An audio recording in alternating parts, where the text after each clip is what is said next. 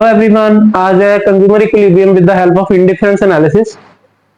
ये class 11 commerce का topic है, इकोनॉमिक्स का। जिन्होंने नहीं देखा, पहले प्रीवियस लेक्चर देखो। कंज्यूमर इक्विलिब्रियम क्या है, कार्डिनल अप्रोच क्या है, तभी ये समझ में आएगा। मेरे चैनल में जाके प्लेलिस्ट में से चेक कर लेना आप। कंज्यूमर इक्विलिब्रियम, कंज्यूमर इक्विलिब्रियम वो पॉइंट है जहां पे कस्टमर को मैक्सिमम सेटिस्फेक्शन मिल रहा है। गिवन उसके पास लिमिटेड इनकम है, रिसोर्सेज हैं और मार्केट प्राइसेस भी गिवन है। इंडिफरेंस एनालिसिस एक अप्रोच है जिसमें हम इंडिफरेंस कर्व के यूज से इक्विलिब्रियम को कैलकुलेट करेंगे कि कौन से पॉइंट पर कस्टमर को मैक्सिमम सेटिस्फेक्शन मिल रही है। इंडिफरेंस कर्व, इंडिफरेंस कर्व एक ऐसा कर्व है जहां पे आप इनडिफरेंट हो। इनडिफरेंट का मतलब आपको फर्क नहीं पड़ता कि आपकी सेटिस्फेक्शन क्या है, सेम है। ये एक इंडिफरेंस कर्व है। सपोज एक तरफ मैंने ले लिए हैं ऑरेंजेस और एक तरफ ले लिए हैं एप्पल्स। अगर मैं आपको दे दूं ए पॉइंट, ए पॉइंट का मतलब आपके पास है एक एप्पल और 10 ऑरेंजेस। ठीक है, आपने खाए, आपने सेटिस्फेक्शन ली, उसमें से जितनी सेटिस्फेक्शन आ रही है, अगर आप यहां पे होते पॉइंट डी पर या बी पर या सी पर, सपोज आपको डी पर आपको मिल रहे हैं 4 एप्पल एंड 4 ऑरेंजेस, तो आपको सेम सेटिस्फेक्शन मिल रही है, आपको फर्क नहीं पड़ रहा।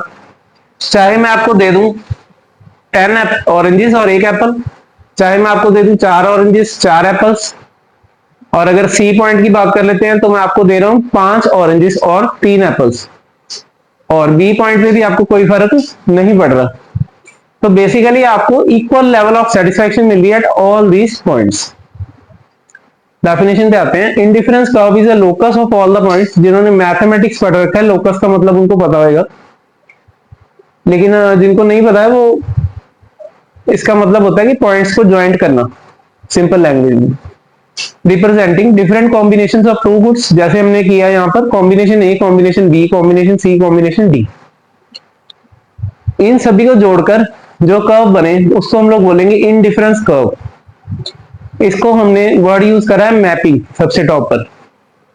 इसका मतलब क्या है, एक किस्म का ये एक मैप ही है। द कंज्यूमर इज इनडिफरेंट, मतलब उसको फर्क नहीं पड़ता, उसकी सेटिस्फेक्शन लेवल क्या है, सेम है, चाहे उसको किसी भी कॉम्बिनेशन पर रखें हैं। इसकी भी कुछ असम्पशंस है, आगे चल के देखते हैं असम्पशंस क्या है। सबसे पहले इसके स्लोप की बात कर लेते हैं। स्लोप आपको पता है, स्लोप का फॉर्मूला होता है delta Y by delta X, मतलब चेंज इन गुड वाई। हमने 2 पॉइंट प्लॉट डाउन करे, उसके अंदर हमने देखा चेंज इन वाई, मतलब कि ए पॉइंट पे था वाई 5 और सी पॉइंट पर है वाई 3। इन दोनों का चेंज, मतलब ए से सी के बीच का गैप, यानी कि ये आ रहा है 5 माइनस 3 2, और यहां पे सी पॉइंट पर गुड एक्स, यहां पे आ रहे हैं 3 और ए पे आ रहे हैं 2, तो 2 माइनस 3 माइनस 1। ठीक है, तो हमारा फॉर्मूला क्या है, minus delta Y by delta X. तो ये होता है स्लोप। इसका स्लोप क्या है, बेसिकली एमआरएस का कॉन्सेप्ट है। यहाँ पे एमआरएस का कॉन्सेप्ट देख लेते हैं क्या होता है, मैंने लास्ट में रखा था।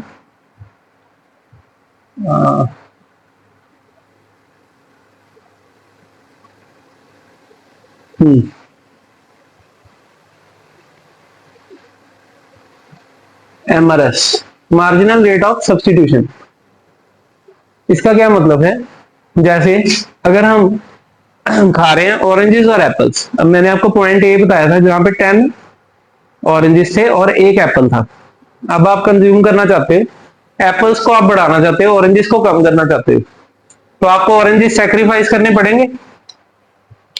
अब कितने ऑरेंजेस सेक्रीफाइस करने पड़ेंगे, उसी पे डिपेंड करता है marginal rate of substitution.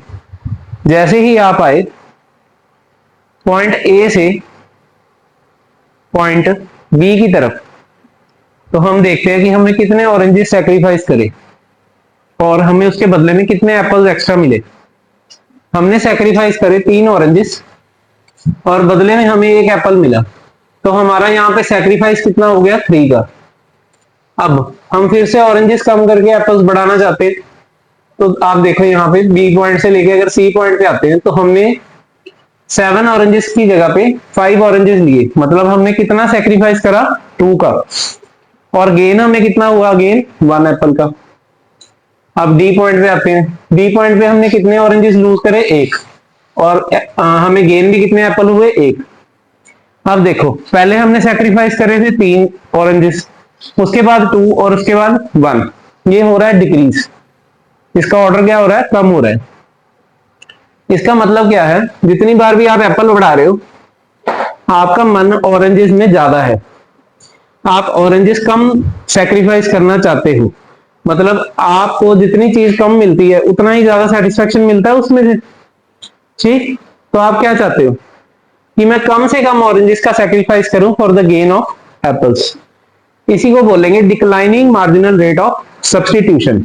Substitution का मतलब क्या होता है, एक गुड के बदले में दूसरा गुड लेना, ऑरेंजेस के बदले में एप्पल्स लेना। मार्जिनल का मतलब होता है चेंज, अब कितने ऑरेंजेस आप चेंज कर रहे हो और एप्पल्स ले रहे हो, तो marginal. Marginal rate of substitution, marginal rate of substitution हमारा क्या हो रहा है, बेसिकली डिक्रीज हो रहा है। तो यही था हमारा slope of the indifference curve. और इनडिफरेंस कर्व है हमारी convex to the point of origin. उसका कारण भी क्या है, decreasing MRS. The marginal rate of substitution represents the rate at which consumer is willing to give up some amount of good Y, यानी कि oranges, to obtain one more unit of good X, while maintaining the same level of utility. Total उसकी satisfaction क्या रहने वाली है, same. It is the absolute value of the slope of the indifference curve. अगर हम बोलें कि इसका absolute value क्या है, तो वो क्या है, slope of the indifference curve. अब आते हैं कि स्लोप क्या होता है। देखो अगर आपके पास एक इक्वेशन है, A of X plus B of Y is equal to C, ठीक है, तो आपका स्लोप, ये मैथ्स का एक फॉर्मूला है, स्लोप कैसे निकलेगा, स्लोप माइनस ए अपॉन बी, माइनस ए अपॉन बी।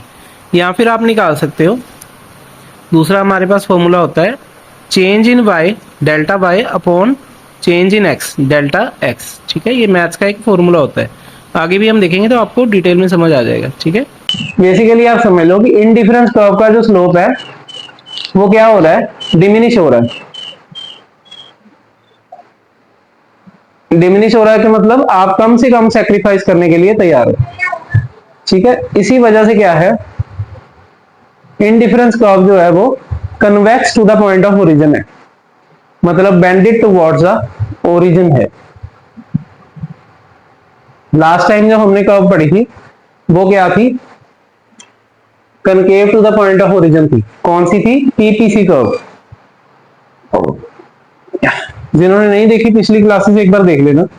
और ये क्या है, convex to the point of origin. उसमें एमआरएस जो था वो क्या था, इंक्रीजिंग था, कह लो, ठीक है, मतलब उसका स्लोप क्या था, इंक्रीजिंग था। इसका स्लोप क्या है, डिक्रीजिंग है। आप तीनों में याद रख लेना कि जिसका स्लोप डिक्रीजिंग होता है उसका होता है कन्वेक्स, जिसका स्लोप इंक्रीजिंग होता है उसका होता है कनकेव, और जिसका स्लोप कांस्टेंट होता है उसकी होती है एक स्ट्रेट लाइन, ठीक है, तो आपको प्रॉब्लम नहीं आएगी। तो slope of the IC curve is MRS, ठीक है।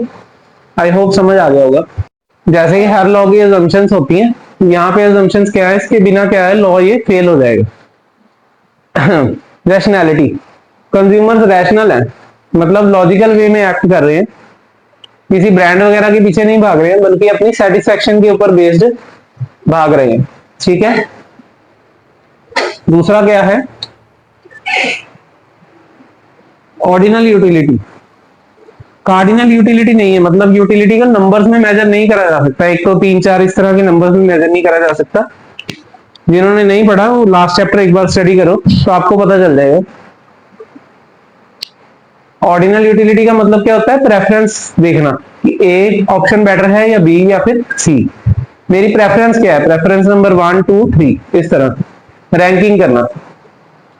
नॉन सेटाइटी, लास्ट पॉइंट क्या है, नॉन सेटाइएशन, मतलब कि कस्टमर हमेशा सेटिस्फाइड नहीं रहेगा कम क्वांटिटी से, और अगर उसको ज्यादा चीज मिलेगी तो वो ज्यादा सेटिस्फाइड रहेगा। सेटाइटी का मतलब होता है कि आपकी पूरी तरह से 100% सेटिस्फेक्शन हो जाना। जितना भी हमें भगवान देता है हम क्या कहते हैं, और दो और दो और ज्यादा दो। किसी ने कभी बोला है कि अब रुक जाओ बस करो? चाहे आपके पास ऑडी भी आ जाएगी ना, आप सोचोगे कि नहीं यार अभी और भी थोड़ी सी कसर बाकी है, इससे भी ज्यादा पैसा होता तो शायद इससे भी बड़ी गाड़ी हम लोग ले लेते। तो इसको बोलते हैं नॉन सेटाइटी, मतलब कभी भी सेटिस्फाई ना होना। इसका हमारे वाले में क्या रोल है? अगर हमें कोई चीज ज्यादा मिलेगी तो हम ज्यादा सेटिस्फाइड होंगे, कंपेयर टू हमारे को अगर कम चीज मिलेगी तो हम लोग कम सेटिस्फाइड होंगे। कंसिस्टेंसी या फिर ट्रांजिटिविटी। ट्रांजिटिविटी का मतलब होता है कि आप ऑप्शंस में देखोगे कि आप ए और बी पॉइंट के बीच में अगर इंडिफरेंट हो, देखो इफ कंसिस्टेंसी का मतलब क्या है कि आप कंसिस्टेंट हो, चाहे आपको ए चॉइस मिले, चाहे बी मिले, चाहे सी मिले, आप क्या हो, तीनों चॉइसेस के बीच में इंडिफरेंट हो। If A is indifferent to B and B is indifferent to C, then A is also indifferent to C. ठीक है, बाकी मैंने एग्जांपल से भी समझाया हुआ है। अगर हम लोग बोलेंगे ए, सपोज अनदर एग्जांपल ले लेते हैं, अगर मैं बोल दूं ए बी के बराबर है और बी सी के बराबर है, तो ए भी तो सी के बराबर हुआ, वही चीज है यहाँ पे। अगर ए बी के साथ इंडिफरेंट है तो B is also indifferent and और ये सेकंड कंडीशन भी है, and B is also indifferent to C, then A C से भी इंडिफरेंट रहने वाला है। मतलब इंडिफरेंट को अगर आप इक्वल टू से रिप्लेस कर दो, A is equal to B मैंने आपको गिवन दे दिया, और B is equal to C given दे दिया, तो A is also equal to C. इसी को बोलते हैं ट्रांजिटिविटी। मतलब मैं ट्रांसफर हो रहा हूं ए ऑप्शन से बी की तरफ या बी से सी की तरफ, तो मुझे फर्क नहीं पड़ रहा। की प्रॉपर्टीज देखो, एक तो पहली प्रॉपर्टी ये है कि इंडिफरेंस कर्व क्या कर रही है, स्लोप डाउनवर्ड्स कर रही है। तो व्हाट्स अ राइट? ठीक है, क्यों राइट की तरफ स्लोप है इसका, डाउनवर्ड क्यों है? अगर अपवर्ड होता तो दोनों की क्वांटिटी ऑरेंजेस और एप्पल्स की लगातार बढ़ती रहती, और ऐसा पॉसिबल नहीं है। डाउनवर्ड क्यों है? तो क्योंकि हमारे पास रिसोर्सेज क्या है, लिमिटेड है।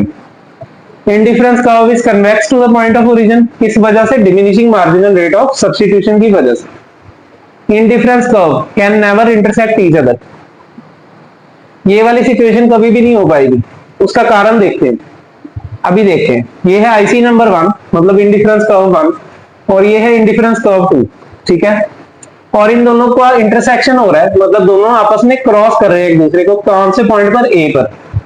ठीक है, अब देखते हैं कि क्या ये चीज हो सकती है या नहीं हो सकती। देखो अब यहां से देखो, एक ए लेवल पर और बी लेवल पर सेटिस्फेक्शन बराबर है। ठीक, और अगर ए लेवल पर और सी लेवल पर देखें तो सेटिस्फेक्शन बराबर है।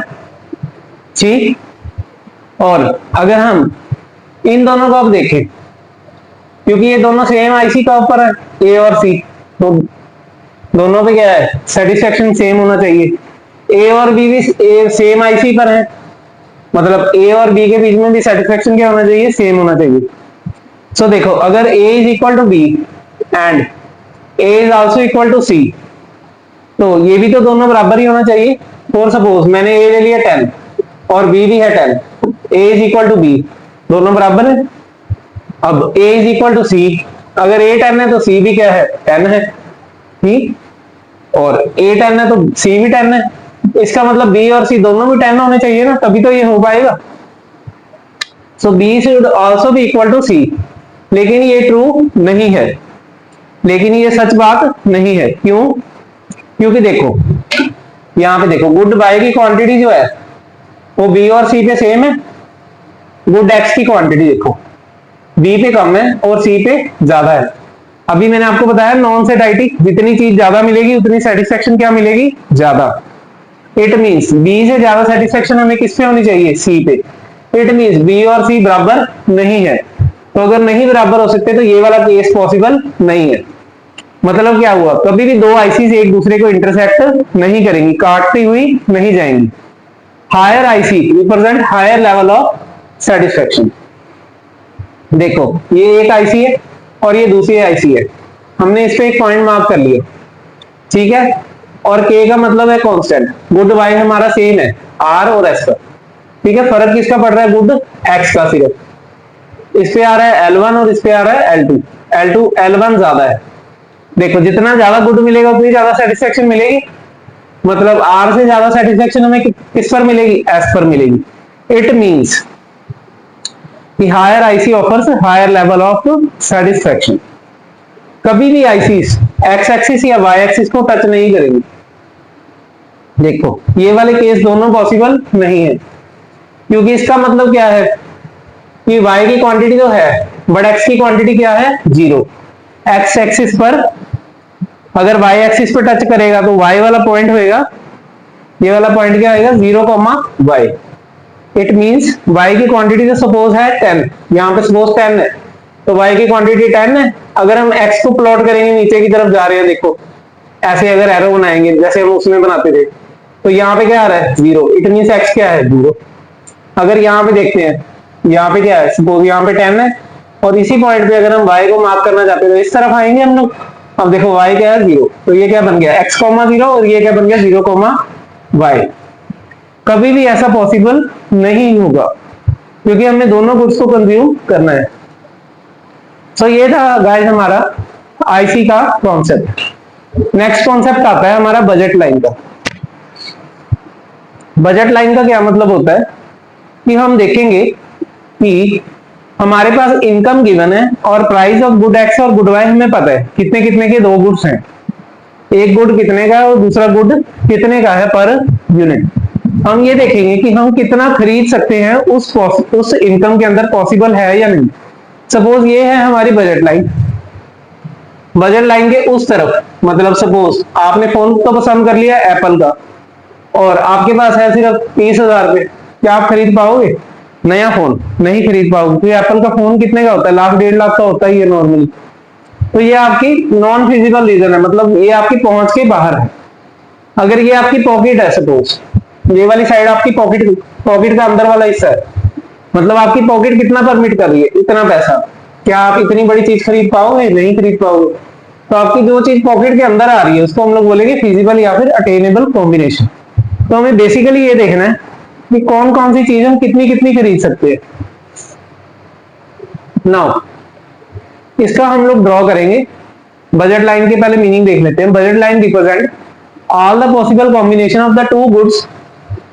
वो कॉम्बिनेशन देखे जाएंगे दो गुड्स के, क्योंकि गुड हमें सेकंड गुड भी खरीदना है और फर्स्ट गुड भी खरीदना है, और कितना कितना खरीदना है वो देखेंगे, सच दैट वो पॉइंट किसके अंदर हो, हमारी पॉकेट के, हमारे बजट के अंदर वाली साइड हो, बाहर वाली साइड ना हो।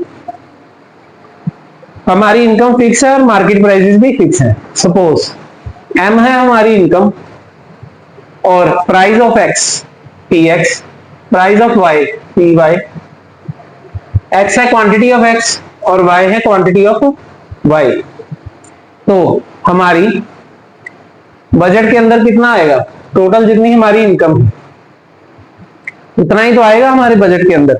ठीक, अब इसकी देखते हैं कि इक्वेशन कैसे बनती है।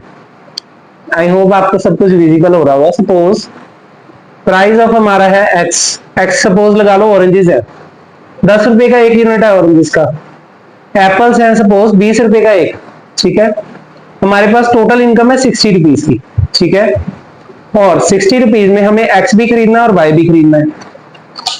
सपोज हमने खरीदे, आप ये देखना कि 60 रुपीज हमारे पूरे हो रहे हैं या नहीं। सपोज हमने खरीदा 0 ऑरेंज, कोई ऑरेंज नहीं खरीदा, और 3 हमने खरीद लिया एप्पल्स। तो 3 20 रुपए का एक है, तो कितने हमारे पूरे हो गए पैसे, जितने हमारी जेब में थे 60 पूरे हो गए। अब नेक्स्ट देखो, सपोज हमने खरीदे 6 ऑरेंजेस, 60 रुपए के हो गए 6, और बाय एप्पल्स खरीदे 0, ठीक है, 60 रुपए हमारे पूरे हो गए।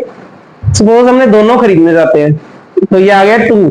सपोज हमने खरीदे 2 एप्पल्स तो 20 रुपए हो गए, सॉरी 2 ऑरेंजेस तो 20 रुपए हो गए, और 2 खरीद लिए एप्पल्स तो 40 रुपए के हो गए। तो 20 और 40 60 रुपए पूरे हो गए। इट मींस ये सारे पॉसिबल कॉम्बिनेशंस हैं, तो इसी से बनेगी हमारी बजट लाइन। अब इसकी एक इक्वेशन बनाते हैं छोटी सी। हमने क्या करा, 10 रुपीज मतलब price of x multiplied by कितने हमने पीस खरीदे हैं, सपोज ये है 2, ठीक है, तो 2 इंटू 10 यही करा आपने, 2 इंटू 10 प्लस 2 इंटू 20, 2 को 20 से मल्टीप्लाई करा, मतलब प्राइस ऑफ y को मल्टीप्लाई करा क्वांटिटी ऑफ y से, 2 पीस आ रहे, इज इक्वल टू किसके बराबर होना चाहिए, 60 के, हमारी टोटल इनकम के बराबर होना चाहिए। तो अगर हम लोग इसको इक्वेशन एक और बनाए, p of x into quantity of x plus p of y into quantity of y is equal to m, m यहाँ पे क्या है हमारी इनकम यानी कि 60 रुपए। अब आप इक्वेशन की तरफ देखो, आपको समझ आ गई होगी, p of x into x plus p of y into y is equal to m, ठीक है। अब इन डिनोटेशंस को अलग अलग उसमें अलग अलग नोट करा जाता है बुक्स के अंदर, ठीक है। तो आप वेरिएबल को कुछ भी अज्यूम कर सकते हो, सपोज मैंने m लिया है, आप इनकम को y ले सकते हो या y1 ले सकते हो, ठीक है, आप कुछ भी अज्यूम करो, ये सबसे सिंपलेस्ट फॉर्म है। तो ये है हमारी बजट लाइन। हम इन पॉइंट्स को प्लॉट करेंगे, कौन से आप प्लॉट करके देखना, सपोज इसका हम लोग देखते हैं कि इक्वेशन कैसे बनती है। For suppose price of x, यानी कि सपोज ऑरेंजेस का प्राइस है 10 रुपए एक ऑरेंज का, और वाई का एप्पल का सपोज है प्राइस 20 रुपए, टोटल हमारे पास 60 रुपए हैं। 60 रुपए में हम एक्स और वाई भी खरीदना चाहते हैं, दोनों को भी खरीद सकते हैं और किसी एक को भी खरीद सकते हैं। हमारी इक्वेशन कैसे बनेगी, जैसे सपोज हम खरीदते हैं 0 ऑरेंज मतलब 0 रुपीज़ और 3 खरीदे एप्पल्स, 60 रुपये पूरे हो गए हमारे। या हम खरीद सकते हैं 6 ऑरेंज और 0 एप्पल, तो भी 60 रुपीज़ खर्च हो गए। अगर 2 ऑरेंज खरीद लें और 2 ही एप्पल खरीद लें तो भी 60 रुपीज़ खर्च हो गए। तो हम अगर इसको एक इक्वेशन की फॉर्म में लिखें तो कैसे लिखेंगे, एक्स का मतलब 0 मल्टीप्लाइड बाय 10 ऐसे ही करा आपने, plus 3 multiplied by 20, 3 multiplied by 20, 3 हमारा क्या था y, क्वांटिटी ऑफ y, और प्राइस ऑफ y हमारा कितना है 20, इज इक्वल टू टोटल कितना होना चाहिए 60। तो ये हमारी इक्वेशन बन गई। तो अगर हम लिखें p of x into X plus p of y into Y, X और y क्या डिनोट कर रहे हैं क्वांटिटी, और प्राइस क्या डिनोट कर रहा है p, और m हमारा क्या है इनकम। तो यहाँ पे कांस्टेंट कौन है, px और py सेम रहेंगे और x और y क्या होंगे चेंज होंगे, तो इनको हम बोलेंगे वेरिएबल्स, ठीक है। तो इस तरीके से इक्वेशन बनाई जाती है। इक्वेशन की तरफ देखो, आपको समझ आ गई होगी, p of x into X plus p of y into Y is equal to m, ठीक है। अब इन डिनोटेशंस को अलग अलग उसमें अलग अलग नोट करा जाता है बुक्स के अंदर, ठीक है। तो आप वेरिएबल को कुछ भी अज्यूम कर सकते हो, सपोज मैंने m लिया है, आप इनकम को y ले सकते हो या y1 ले सकते हो, ठीक है, आप कुछ भी अज्यूम करो, ये सबसे सिंपलेस्ट फॉर्म है। तो ये है हमारी बजट लाइन। हम इन पॉइंट्स को प्लॉट करेंगे, कौन से आप प्लॉट करके देखना, सपोज हम प्लॉट करेंगे 0,3 मतलब x 0 और y 3, 6,0 मतलब यहाँ पे था 0x और y 3, और यहाँ पे था 6x और y 0, और यहाँ पे 2,2, इन तीनों को ज्वाइन कर देना, देखना आपकी बजट लाइन इसी तरह से रेडी हो जाएगी, ठीक है। अब यहाँ पे देखो वेरिएबल्स थोड़े से चेंज किए हुए हैं, p1 into x1 plus p2 into x2 is equal to y, y पे इन्होंने रख लिया टोटल बजट कितना है हमारा, या टोटल खर्चा हम कितना करने वाले हैं, p1 को रख लिया प्राइस और x1 को रख लिया क्वांटिटी। आप याद रखना प्राइस को क्वांटिटी से मल्टीप्लाई करना है, दोनों का अलग अलग, प्राइस फर्स्ट गुड का और प्राइस सेकंड गुड का, उनकी रिस्पेक्टिव क्वांटिटी से मल्टीप्लाई होगा, मतलब quantity of first good and quantity of second good से, और बराबर किसके रखना है टोटल खर्चे के। तो आपकी बन जाएगी बजट लाइन, ठीक है, प्लॉट करके भी बन सकती है। और ये आ गए आपकी अनअटेनेबल कॉम्बिनेशन और ये आ गया आपकी अटेनेबल कॉम्बिनेशन। उसी एग्जांपल में अगर मैं आपके ले लूं 6 एप्पल्स और 6 ऑरेंजेस, तो हमारे कितने पैसे लग जाएंगे बताना। 6 एप्पल्स के लग गए हमारे 120 रुपए, 6 इंटू 20 प्लस 6 ऑरेंजेस के हमारे लग गए 60 रुपए, तो 180 रुपीज हो गए। 180 हमारी पॉकेट के अंदर है ही नहीं, हमारे पास टोटल कितने हैं 60 रुपीज, तो इसी को बोलेंगे बजट लाइन, ठीक है। आपको कॉन्सेप्ट समझ में आ गया होगा। अब अगर हम लोग बात करें इसके स्लोप की, तो स्लोप कैसे निकलेगा अब देखना ये। तो फिर गाइस अगर हमारी इक्वेशन है इस फॉर्म में ax plus B Y is equal to C, तो ये मैथ्स का फॉर्मूला है, इसका स्लोप कैसे निकलेगा माइनस a अपॉन बी, ठीक है, ये हमारा स्लोप है। अगर हमने इक्वेशन ली है P X into X plus P Y into Y is equal to M, जो कि हमारी बजट लाइन है। Means price of X into quantity of X plus price of Y into quantity of Y is equal to income. तो हमारा slope कैसे निकलेगा? Minus P of X upon P of Y. ठीक है, अब यहाँ पे पी ऑफ एक्स और वाई क्यों लिया है हमने? हमने तो बोला था ए और बी लेना है, तो यहाँ पे हमें कैसे पता चला पी एक्स और पी वाई ए और बी है? एक्स और वाई भी तो हो सकता था सर, ये माइनस एक्स और माइनस वाई भी तो हो सकता था, यहाँ पर नहीं हो सकता। रीज़न ये है कि जो एक्स है वो वेरिएबल है, वेरिएबल का मतलब हो रहा है चेंज हो रहा है, 1 2 3 4 ऐसे चेंज हो रहा है, जैसे हमने ये वाले एग्जाम्पल में देखा था। ठीक है, 1 2 3 4 चेंज हो रहा है, और ये भी चेंज हो रहा है। जो कांस्टेंट होता है नंबर, मतलब ए और बी जो होता है वो कांस्टेंट होता है, और एक्स और वाई जो होता है वो वेरिएबल होता है। हमें कौन सा लेना है? कांस्टेंट लेना है। तो यहाँ पे कांस्टेंट कौन सा है? पी ऑफ वाई और पी ऑफ एक्स, तो हमने इसलिए इसको लिया है यहाँ पर। ठीक है, ये मैथ्स का एक फॉर्मूला है, आप याद कर लेना। तो अगर आपको स्लोप ऐसे नहीं निकालना है तो आप स्लोप कैसे निकाल सकते हो? इसका दूसरा फॉर्मूला होता है delta Y by delta X. ठीक है, अगर आपके पास क्वेश्चंस हैं कि स्लोप क्या होता है, तो स्लोप बेटा होता है जिसे हम डिसाइड कर पाते हैं कि कर्व किस तरह से होगी। मतलब जैसे आप सीढ़ी चढ़ते हो ना, तो आपको पता चलता है कि अगर कहते हैं अगर सीढ़ी का स्लोप अगर स्टीप हो तो पौड़ी का हाइट ज़्यादा होता है, उसको चढ़ने में उतनी ज़्यादा मुश्किल होती है, तो उसको बोलते हैं हम लोग स्लोप। तो हमें इससे पता चलता है कि हमारी कर्व किस तरीके से होगी, इस तरह से या फिर इस तरह से। ठीक है, तो उसी को बोलते हैं स्लोप। थैंक्स। हम लोग स्लोप की बात करें तो इसका स्लोप कैसे निकलता है? स्लोप का क्या फॉर्मूला होता है? Change in Y upon change in X. ठीक, तो ये सपोज हमारी बजट लाइन है, तो हमारा यहाँ पे हम लोग चेंज इन वाई देखेंगे ए से लेकर सी पॉइंट के बीच में। देखो जब भी चेंज देखेंगे तो दो पॉइंट्स के बिटवीन देखा जाएगा। ए और सी के बीच में सपोज देख रहे हैं तो चेंज कितना हो रहा है? यहाँ पे 30 से आ रहे हैं 20, तो चेंज कितना हो रहा है? 10 से। और ये चेंज कितना हो रहा है? 5 से। 15 से कहां पर आ रहे हैं? 20 पे। तो स्लोप का फॉर्मूला क्या होता है? माइनस डेल्टा वाई, मतलब change in Y upon change in X. ये मैथमेटिक्स का एक फॉर्मूला है, ठीक है, स्लोप निकालने का। तो ये आ गया हमारा स्लोप। या फिर ऑल्टरनेटिवली हम लोग स्लोप कैसे निकाल सकते हैं? माइनस साइन रखेंगे पहले, उसके बाद price of X upon price of Y. ठीक है, इस तरीके से भी स्लोप निकाल सकते हैं। और बजट लाइन का जो स्लोप है वो क्या रहेगा? कांस्टेंट। मैंने आपको बताया था अगर स्लोप डिक्रीज हो रहा है, जैसे हमारा एमआरएस डिक्रीज हो रहा था, तो कर्व कैसी बनेगी? Convex to origin. अगर स्लोप हमारा सेम है, कांस्टेंट है, अनचेंज्ड है, तो कर्व कैसी बनेगी? Straight line.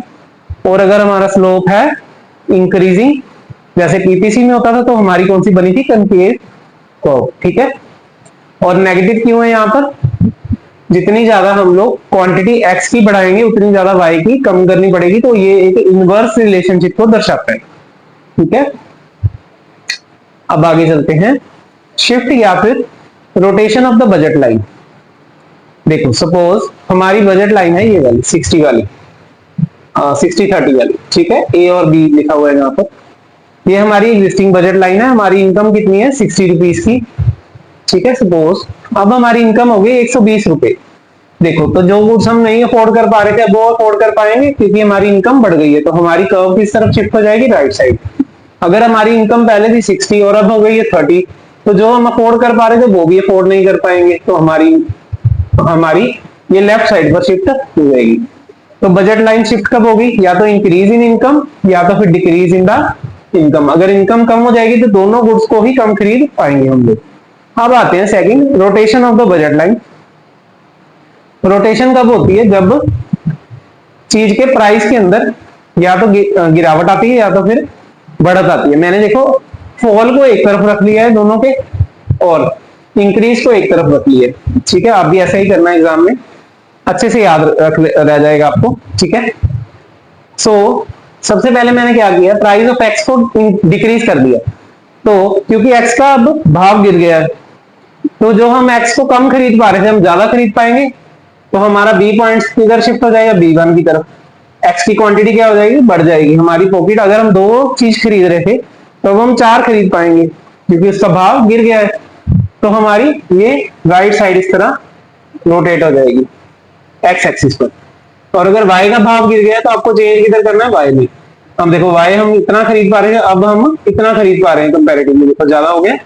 तो ये हमारा हो गया rotation of the budget line. ठीक है, इसी तरह से मैंने राइस को रख लिया, पहले मैंने प्राइस फॉल करे दोनों के, अब इंक्रीज कर दिए। अब एक्स का प्राइस बढ़ गया, अब पहले खरीद पा रहे थे सपोज 30 यूनिट्स, अब खरीद रहे हैं 20 यूनिट्स, तो इस तरफ हो गया। इसी तरह से अगर वाई का भाव बढ़ गया तो पहले से कम खरीद पाएंगे, पहले खरीद रहे थे इतना, अब खरीद रहे हैं इतना। ठीक, तो ये हो गया shift in the budget line. Budget line सबसे इजी कॉन्सेप्ट है। तो कब होगा rotate budget line? Decrease in the price of X, decrease in the price of Y, increase in the price of X, increase in the price of Y. ठीक है, पढ़ लेना एक बार बुक में से। ये है चार्ट बनाया हुआ है शिफ्ट एंड रोटेशन, तो इसका एक बार स्क्रीनशॉट कर लेना, उसको रीड करके देखना, कुछ नहीं समझ में आएगा तो कमेंट में पूछना। अब आते हैं कंज्यूमर इक्विलिब्रियम की तरफ। अब इस अप्रोच में कंज्यूमर इक्विलिब्रियम कब अचीव होगा, उसकी कंडीशंस हैं। सबसे पहले इंडिफरेंस कर्व और बजट लाइन जो हमने दोनों सीखी है उनको ड्रॉ करेंगे इकट्ठा एक साथ। ये बन गया इंडिफरेंस कर्व और ये बन गया बजट लाइन। ठीक, चीज हमारी बजट के अंदर भी आ जाए, मतलब ये सारे इस पे कॉम्बिनेशन है जिसपे हम लोग इंडिफरेंट है, A B C D, indifference में अलग अलग कॉम्बिनेशन है। हम वो कॉम्बिनेशन खरीदेंगे जो हमारे बजट के अंदर भी आ जाए और हमें बराबर सेटिस्फेक्शन भी बाकी ऑल्टरनेटिव से ऑफर करे। ये तो हो गया नॉर्मल तरीके से एक्सप्लेन करना। अब इसकी कंडीशंस होती हैं। कंडीशंस क्या है इसकी? एक तो क्या है, टेंजेंट होना चाहिए। टेंजेंट का मतलब ये होता है कि अगर मैं यहाँ पे एक लाइन ड्रॉ करूं तो ये एक 90 डिग्री का एंगल फॉर्म करेगा। जिन्होंने मैथ्स पढ़ रखा है उनके लिए आसान है याद रखना, और जिन्होंने नहीं पढ़ रखा वो याद रखना कि कर्व क्या होनी चाहिए, टेंजेंट होनी चाहिए। मतलब अगर यहाँ पे मैं एक लाइन ड्रॉ करूं तो एक आर्टिफिशियल लाइन, तो ये एक 90 डिग्री का एंगल यहाँ पे फॉर्म होना चाहिए। ठीक है, हाँ, जिनको नहीं पता है मैथ्स उनको याद ही करना पड़ेगा। एक तो आईसी कर्व क्या होनी चाहिए, टेंजेंट होनी चाहिए। और वो टेंजेंट कब होती है? टेंजेंट तब होती है when slope of IC curve यानी कि MRS is equal to the slope of price line या बजट लाइन। ठीक है, इसके दो नाम है, बजट लाइन के प्राइस लाइन भी बोलते हैं इसको।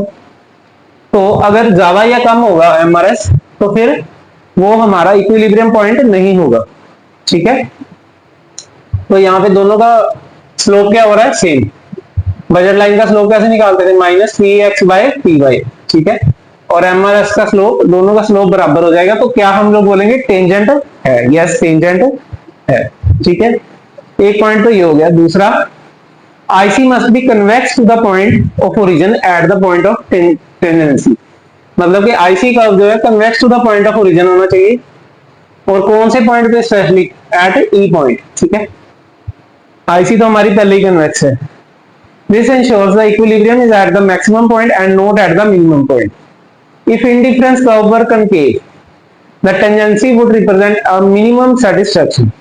अगर इसकी जगह पे हमारी आईसी कर्व इस पॉइंट पर इस तरीके की होती, या सपोज इस तरीके से होती, कनकेव तरीके की होती, तो हमारा सेटिस्फेक्शन क्या रहता, मिनिमम। ठीक, इसके अलावा सपोज हमारा ये डायग्राम है।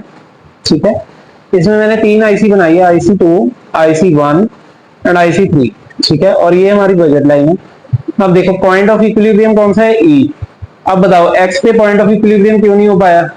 E के मुकाबले IC2 पे एक्स पे तो ज्यादा सेटिस्फेक्शन होगी ना, ये हायर आईसी है एक्स वाली जो है, तो यहाँ पे क्यों नहीं हो पाया? क्योंकि ये हमारे बजट से बाहर है।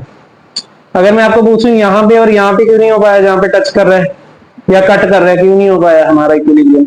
क्योंकि ये पॉइंट ई पॉइंट से नीचे वाली कर्व पे है, ई पॉइंट से नीचे वाले आईसी पे, तो ये कम सेटिस्फेक्शन दे रहे हैं हमें, तो इस वजह से यहाँ पे भी नहीं हो पाया। इक्विलिब्रियम कहाँ पे हो पाया, ई पॉइंट पे, जब वो convex to the point of origin है एंड टेंजेंट है। ठीक है, सो ये था हमारा टॉपिक।